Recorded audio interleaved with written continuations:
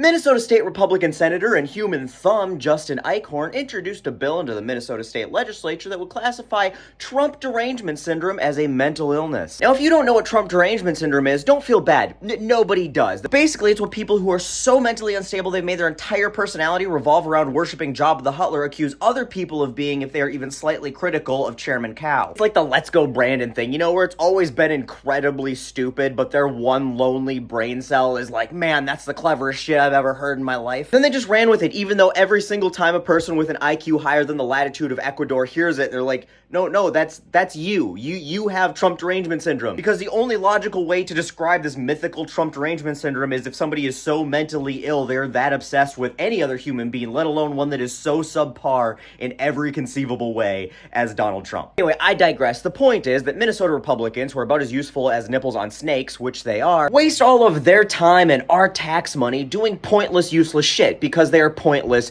useless people. And one of those things was classifying Trump derangement syndrome as a mental illness in the sense that if you criticize Trump, you are mentally ill. Which is fucking psychotic in and of itself, right? Now, this bill never had any hopes of going anywhere. They only did it because they're all sad little children who need attention. They're basically like those really annoying toddlers where they're like, daddy, daddy, daddy, daddy, daddy, where, you know, you're around them and you're like, I don't believe in hitting children, but...